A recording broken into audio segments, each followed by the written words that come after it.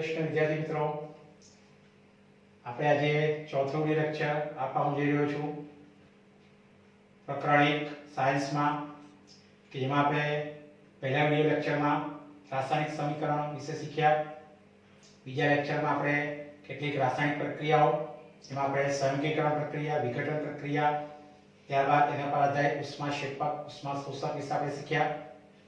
ત્યારે ત્રીજા લેક્ચરમાં આપણે ખાસ કરીને અગત્યની પ્રક્રિયાઓ, વિસ્થાપન પ્રક્રિયા, દ્વિવિસ્થાપન પ્રક્રિયાઓ અને ત્યાર પછી એના પર આધારિત સમીકરણો.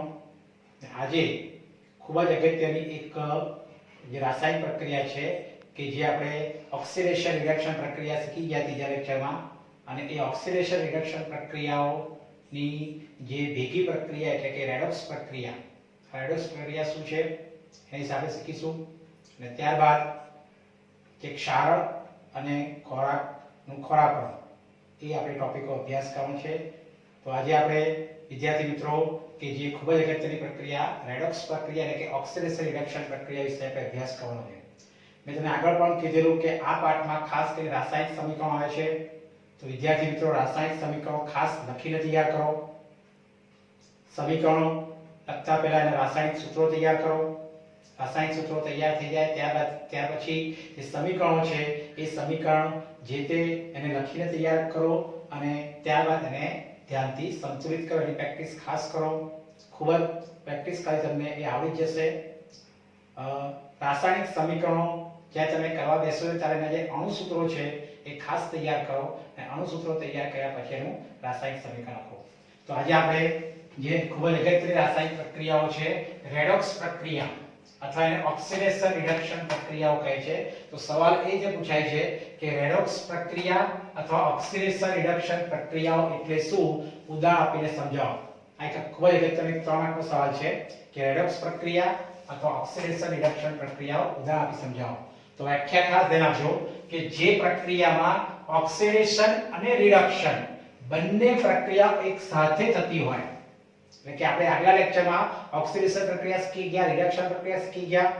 તો રેડોક્સ પ્રક્રિયા એટલે કે જે રાસાયણિક પ્રક્રિયામાં બંને એટલે ઓક્સિડેશન અને રિડક્શન, એટલે કે ઓક્સિડેશન રિડક્શન બંને પ્રક્રિયાઓ એક સાથે થતી જોવા મળતી હોય તો તેવી પ્રક્રિયાને રેડોક્સ પ્રક્રિયા અથવા તો ઓક્સિડેશન રિડક્શન પ્રક્રિયા કહે છે.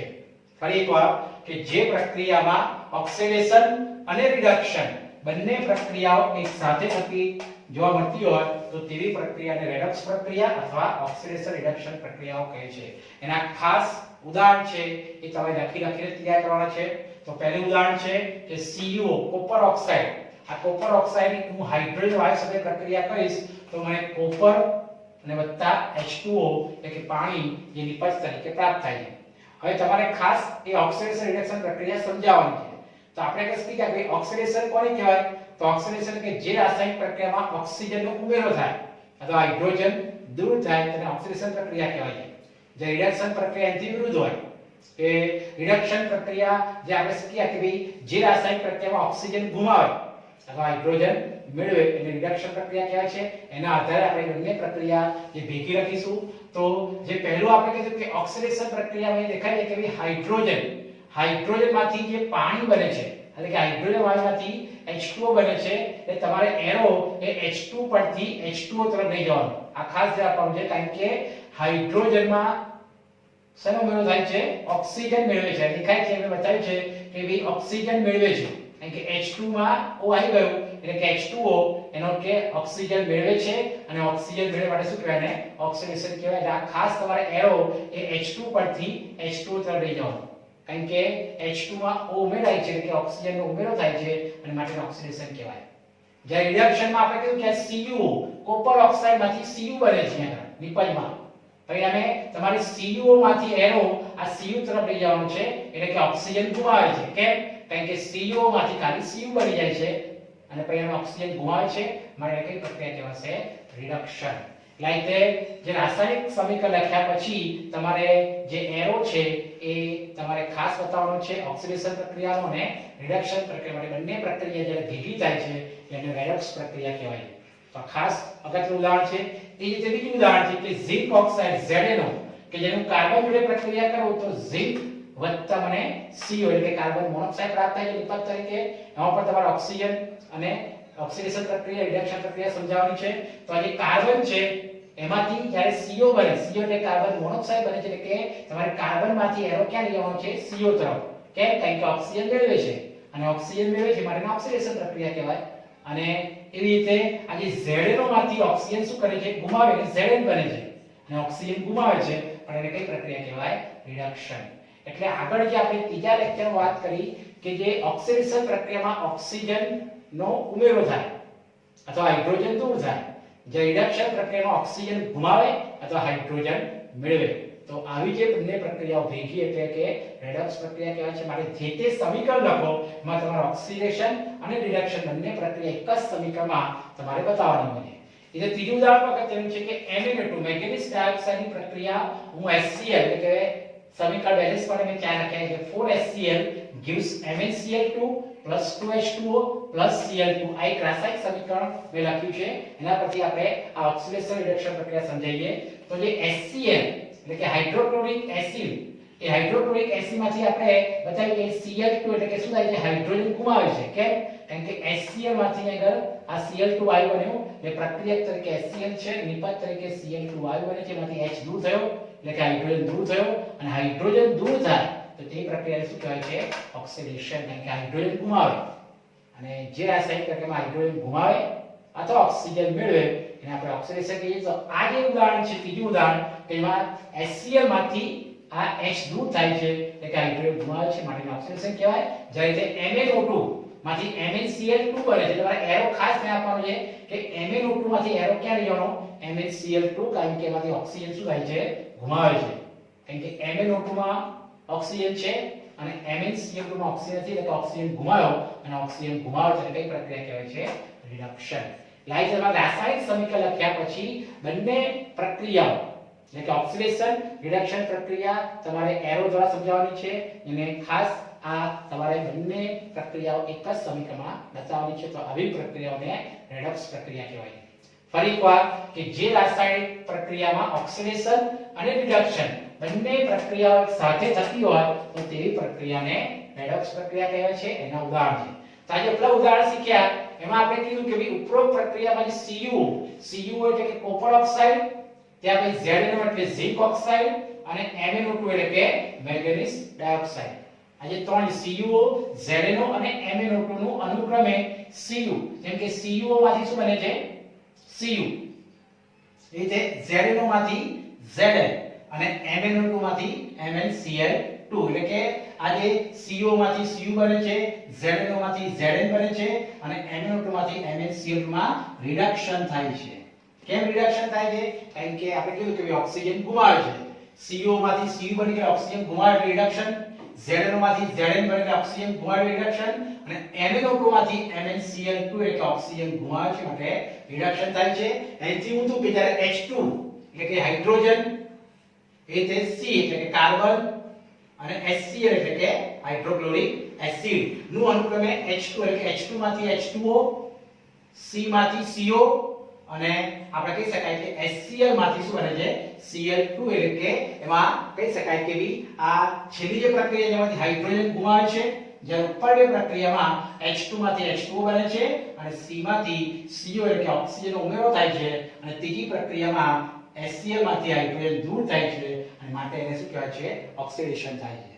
તો H2 કાર્બન એટલે કે ભાઈ હાઇડ્રોજન, કાર્બન અને HCl નું એટલે H2O, CO અને Cl2 માં ઓક્સિડેશન થાય છે. બીજું એક ઉદાહરણ છે કે ભાઈ આપણે શીખી ગયા 2Mg O2 gives 2MgO માં Mg નું ઓક્સિડેશન થાય છે. કેમ Mg નું ઓક્સિડેશન? કારણ કે એ દેખાય છે કે ભાઈ Mg મેં હવે બતાવ્યું છે કે Mg માંથી MgO એટલે કે ભાઈ Mg નું ઓક્સિડેશન કેમ? કારણ કે ઓક્સિજન મેળવે છે. કારણ કે Mg માંથી MgO બને ઓક્સિજન મેળવે છે અને ઓક્સિજન મળે માટે એને શું કહેવાય? ઓક્સિડેશન. એટલે આ પણ એક ઓક્સિડેશન પ્રક્રિયા છે કે જેમાં Mg નું ઓક્સિડેશન થાય છે. આ પ્રમાણે લોખંડનું કટાવ એટલે કે ક્ષારણ થવું એ પણ એક પ્રકારની શું છે? રેડોક્સ પ્રક્રિયા છે. જે ક્ષારણની પ્રક્રિયા છે, લોખંડ જે કટાય છે એ લોખંડ કટાયની પ્રક્રિયા પણ એક કહી શકાય રેડોક્સ પ્રક્રિયા છે. તો આ પાઠનો ખૂબ જ અગત્યનો 3 માર્કનો સવાલ છે કે રેડોક્સ પ્રક્રિયાને શું ઉદાહરણ આપી સમજાવો. તો આ રીતે આ પાઠની કુલ અગત્યની 5 પ્રક્રિયાઓ પહેલી આપણે સહગીકરણ, બીજી વિઘટન, ત્રીજી વિસ્થાપન, ચોથી દ્વિવિસ્થાપન, ત્યાર પછી ઓક્સિડેશન રિડક્શન અને ઓક્સિડેશન અને રિડક્શન એના પરથી ભેગી પ્રક્રિયા આ રેડોક્સ પ્રક્રિયા છે. આ પાઠના આ ખૂબ જ અગત્યના સવાલો છે કે એના રાસાયણિક સૂત્રો ખૂબ જ અગત્યના છે જે લખીને તમારે તૈયાર કરવાના છે. ત્યાર પછી આ પાઠના જે છેલ્લા ટોપિક છે કે ક્ષારણ વિશે અને ખોરાકનું શું છે એના વિશે આપણે અભ્યાસ કરીએ. વિદ્યાર્થી મિત્રો, હવે આપણે આગળ જે આ પાઠના છેલ્લા બે ટોપિક છે ક્ષારણ અને ખોરાકનું એના વિશે અભ્યાસ કરીએ. તો આ પાઠના ખૂબ અગત્યના સવાલ છે કે ભાઈ ક્ષારણ શું છે. તો ટૂંકમાં જ પૂછાય છે કે ક્ષારણ એટલે શું, સમજાવો. તો આપણે એક ટોમાટો સવાલ છે. મેં તમને પહેલા પણ કીધું કે સાયન્સમાં તમે કોઈ પણ જવાબ લખો ત્યારે મુદ્દા પાડીને લખો જેથી કરીને આપણે જલ્દી યાદ પણ રહે અને કહી શકાય કે આપણે પૂરેપૂરા માર્ક મળે. તો સૌથી પહેલા ક્ષારણની વ્યાખ્યા આવશે કે એસિડ અને ભેજની હાજરીમાં ધાતુને જે કાટ લાગે છે આ કાટ લાગવાની ક્રિયાને શું કહેવાય છે, ક્ષારણ કહે છે. ફરી એકવાર, એસિડ અને ભેજની હાજરીમાં હંમેશા કોઈ પણ જે કાટ લાગવાની ક્રિયામાં એસિડ, કોઈ પણ પ્રકારના એસિડ અને ભેજ આ બે મુદ્દા અગત્યના છે કે એસિડ અને ભેજની હાજરીમાં ખાસ ધ્યાન આપવાનું છે કે એસિડ અને ભેજની હાજરીમાં ધાતુને કાટ લાગે છે અને કાટ લાગવાની ક્રિયાને ક્ષારણ કહે છે. આ પહેલો મુદ્દો છે, વ્યાખ્યા છે. ખાસ કરીને ઉદાહરણ જોઈએ આપણે એના કે લોખંડને કાટ લાગે છે, ત્યાર પછી ચાંદી પર લાગતું કાળા રંગનું સ્તર, જ્યારે વાતાવરણમાં આપણે લાંબો સમય સુધી જે સિલ્વર એટલે કે ચાંદી છે એ ચાંદી પર લાગતું કાળા રંગનું સ્તર, તાંબા પિત્તળના વાસણ ઉપર લીલા રંગમાં, ખાસ એક ટૂંકો સવાલ છે કે આપણા ઘરે જે તાંબા પિત્તળના વાસણ હોય છે એની પર લીલા રંગનો આ જે લીલા રંગનો ક્ષાર બાજે છે અને આ જે ક્ષાર બાજવાની ક્રિયા એ ક્ષારણને કારણે ઉદ્ભવતી હોય છે. તો આ એના કેટલાક ઉદાહરણ છે. ત્યારે ત્રીજો મુદ્દો જોઈએ કે ક્ષારણને કારણે લોખંડના ઉપરના સ્તર ઉપર લાલાશ પડતા કથ્થઈ રંગનો પાવડર જમા થાય છે. આ ખાસ ધ્યાન જો લખવું પડે છે કે જ્યારે ક્ષારણ થતું હોય છે ત્યારે જે લોખંડ હોય છે આયર્ન એ લોખંડના ઉપલા સ્તર ઉપર લાલાશ પડતા કથ્થઈ રંગનો જે પાવડર જમા થાય છે તે લોખંડનું કટાવ અથવા તો ક્ષારણ કહે છે. જે લોખંડને કાટ લાગતો હોય ત્યારે ખાસ કરીને આપણે જોઈએ કે એની પર કથ્થઈ રંગની પોપડીઓ ઉખડે છે અને જે કથ્થઈ રંગની પોપડી હોય છે એટલે કે એ કથ્થઈ રંગની પોપડીઓ એટલે કે જે તમે એને હાથમાં રાખીને દબાવશો તો એ પાવડર થઈ જશે અને માટે કહી શકાય કે લાલાશ પડતા કથ્થઈ રંગનો પાવડર જમા થાય છે એટલે કે લોખંડ જે કટાય છે આપણે એને કહીએ છીએ ને કાટ લાગે છે એનું ક્ષારણ થઈ ગયું કહીએ છીએ. ટૂંકમાં જ્યારે ધાતુ પર તેની આસપાસના પદાર્થ જેવા કે ભેજ, એસિડ વગેરેનો હુમલો થાય, આગળ આવી ગયો આપણે ભેજ, એસિડ વગેરેનો હુમલો થાય ત્યારે તેનું ક્ષારણ થાય છે અને આ પ્રક્રિયાને ક્ષારણ કહે છે. ક્ષારણને લીધે લોખંડની વસ્તુઓ જેવી કે કારના ભાગો છે, પુલ છે, લોખંડની રેલી છે, આપણે મોટા જહાજ છે વગેરે નુકસાન થાય છે. આથી કાઠીયુક્ત લોખંડને બદલવા વધુ ખર્ચ થતો હોય છે. ને ન થાય માટે ઉપાય શું કરવામાં આવે છે કે લોખંડ ઉપર કાટ લાગતો અટકાવવા માટે તેની પર રંગ કરવામાં આવે. શું કરવામાં આવે છે? રંગ. ખાસ કરીને આપણા ઘરે જે લોખંડના જે બારીબારણા હોય છે અને એની પર આપણે સમયાંતરે રંગ કરીએ છીએ. રંગ કરવાથી એ લોખંડને કાટ સામે રક્ષણ મળે છે. અથવા તો લોખંડ કરતા વધુ ક્રિયાશીલ ધાતુ ઝિંક, જેને આપણે ઝેડેન કહીએ છીએ, એ ઝેડેન તેની પર પડ લગાવવામાં આવે છે. કારણ કે ઝિંક ધાતુ એ લોખંડ કરતા વધુ ક્રિયાશીલ હોય છે અને આ પણ ખૂબ જ અગત્યની પ્રક્રિયા છે જેને કારણે લોખંડ ઉપર ઝિંકનું પડ લગાડવામાં આવે છે. તો એ લોખંડને શું કહે છે? તો ઝિંકનું પડ ધરાવતા લોખંડને ગેલ્વેનાઇઝ આયન કહે છે અને જે પડ ચડવાની પ્રક્રિયા છે એ પ્રક્રિયાને શું કહેવાય છે? ગેલ્વેનાઇઝેશન. આપણા ઘરે એવી ઘણી બધી લોખંડની વસ્તુઓ જેની પર આપણે આ ઝિંક ધાતુનું પડ ચડાવી અને એને ગેલ્વેનાઇઝ આયનમાં રૂપાંતર કરીએ છીએ. જે પ્રક્રિયા છે એને ગેલ્વેનાઇઝેશન કહેવાય છે કે જેને કારણે ઝિંક ધાતુનું લાંબા સમય સુધી પડ પર રહેતું હોય છે જે લોખંડને કાટ સામે રક્ષણ આપે છે. તો આ એક ટૂંકનો જ છે, 3 માર્કનો સવાલ છે કે ક્ષારણ એટલે શું, સમજાવો અથવા તો ક્ષારણ વિશે ટૂંકનો જ લખો. અને ત્યારબાદ પાઠનો છેલ્લો ટોપિક છે કે આપણો જે ખોરાક છે એ અમુક સમય પછી ખોરો થઈ જાય છે. તો આ ખોરાકનું શું છે? તો સવાલ પૂછાય છે કે ખોરાકનું એટલે કે ખોરું થવું શું છે, સમજાવો અથવા ખોરાક વિશે ટૂંકનો સમજાવો. તો તૈલી અથવા તો ચરબીજન્ય ખોરાક, ખાસ કરીને આપણા તૈલી પદાર્થો જેને આપણે ચરબીજન્ય કહીએ છીએ, તો તૈલી અથવા ચરબીજન્ય ખોરાકને ખુલ્લી હવામાં રાખતા, ખાસ કરીને ખુલ્લી હવામાં રાખતા તેનું શું થાય છે? ઓક્સિડેશન થાય છે અને ઓક્સિડેશન થવાથી તે ખોરો પડે છે. કારણ કે હંમેશા આપણે ખબર છે કે ખુલ્લી હવામાં જે ઓક્સિજન હોવાથી એનું ઓક્સિડેશન પ્રક્રિયા થવાથી તે ખોરો પડે છે, જેને લીધે તેનો સ્વાદ અને ગંધ બદલાય છે. આ પ્રક્રિયા આપણે શું કહીએ છીએ? ખોરાપણું. અને કોઈ પણ ખોરાક જ્યારે ખોરો થઈ જાય ત્યારે સ્વાદ અને ગંધમાં ફરક પડે છે અને પરિણામે એ જે ખોરાકને આપણે ખોરાપણું કહીએ છીએ. તો સામાન્ય રીતે તૈલી અને ચરબીયુક્ત ખોરાકમાં થતું ખોરાપણું અટકાવવા માટે તેનું ઓક્સિડેશન પ્રક્રિયાનો પ્રતિકાર કરે તેવા પદાર્થો ઉમેરવામાં આવે. કારણ કે આપણે ખોરાપણું અટકાવવાનું છે અને ખોરાપણું અટકાવવા માટે જે ઓક્સિડેશન પ્રક્રિયાનો પ્રતિકાર કરે તેવા પદાર્થો ઉમેરવામાં આવે છે તેને એન્ટી ઓક્સિડન્ટ પદાર્થો કહે છે. ખાસ કે ખોરાપણું અટકાવવા માટે આપણે એન્ટી ઓક્સિડન્ટ પદાર્થો એટલે કે જે ઓક્સિડેશન પ્રક્રિયાનો પ્રતિકાર કરે અને જે ઓક્સિડેશન પ્રક્રિયાનો પ્રતિકાર કરે તેવા પદાર્થો આપણે ઉમેરવા પડે અને એને કહેવાય છે એન્ટી ઓક્સિડન્ટ પદાર્થો. ખાસ કરીને આપણે જે એન્ટી ઓક્સિડન્ટ પદાર્થ તરીકે આપણો જે નિષ્ક્રિય વાયુ છે નાઇટ્રોજન, આ નાઇટ્રોજન વાયુ કે જે કહી શકાય કે ઓક્સિડેશન પ્રક્રિયાનો પ્રતિકાર કરે છે માટે નાઇટ્રોજન જે નિષ્ક્રિય વાયુ છે જેને એન્ટી ઓક્સિડન્ટ પદાર્થ પણ કહેવાય છે. ત્યાર પછી તદુપરાંત ખોરાકને હવાચુસ્ત બંધ પાત્રમાં રાખવા જોઈએ. એર ટાઇટ ડબ્બામાં આપણે આપણા ઘરે પણ ખોરાકને આપણે એર ટાઇટ ડબ્બા એટલે કે હવાચુસ્ત બંધ પાત્રમાં રાખવાથી તેનું ઓક્સિડેશન ધીમું થવાથી ખોરાકપણું અટકે છે. એ માટે આપણા ઘરમાં પણ આપણે કોઈ પણ ખાદ્ય પદાર્થ ખાસ કરીને તૈલી પદાર્થ છે કે જેને આપણે એરટાઇટ ડબ્બા એટલે કે હવાચુસ્ત બંધ પાત્રમાં રાખીએ તો એનું ઓક્સિડેશન ધીમું થઈ જાય છે અને તેનો ખોરાકપણું અટકે છે. બટાકાની ચિપ્સ એટલે કે ખાસ કરીને કાતરી જે લોકો બનાવતા હોય છે એ બનાવવાવાળા જે ચિપ્સ હોય જે કાતરી હોય જેનું ઓક્સિડેશન થતું અટકાવવા માટે બેગમાં કયો વાયુ? નાઇટ્રોજન જેવા નિષ્ક્રિય વાયુ અંદર ભરે છે. મેં પહેલા પણ કહ્યું કે નાઇટ્રોજન વાયુ જે નિષ્ક્રિય વાયુ છે જે એન્ટી ઓક્સિડન્ટ પદાર્થ તરીકે વપરાય છે. માટે જે લોકો બટાકાની વેફર છે, ચિપ્સ છે કે જે બનાવતા હોય એ લોકો જે બેગ હોય એમાં આ નિષ્ક્રિય વાયુ નાઇટ્રોજન ભરે જેને કારણે એ ખોરાકપણું અટકે છે. તો આ પણ આ પાઠનો ખૂબ અગત્યનો 3 સવાલ છે. તો આ પાઠના અહીંયા આગળ આપણે બધા ટોપિક પૂરા થાય છે. આશા રાખું છું કે આ પાઠ તમને ખૂબ જ સારી રીતે સમજ્યા હશો. છતાં પણ આપણે હજુ એકાદ લેક્ચર બનશે તો લઈશું અને એમાં આપણે જે પણ રાસાયણિક સમીકરણો છે એનો અભ્યાસ કરીશું. આ પાઠમાં મેં પહેલા પણ કહ્યું કે જે અગત્યના ટોપિકો છે એમાં આ પાઠની બધી પ્રક્રિયાઓ વિઘટન પ્રક્રિયા, સંઘીકરણ પ્રક્રિયા, વિસ્થાપન પ્રક્રિયા, દ્વિવિસ્થાપન પ્રક્રિયા, ઓક્સિડેશન રિડક્શન પ્રક્રિયા અને રેડોક્સ પ્રક્રિયા 6 પ્રક્રિયા કોઈ અગત્યની છે.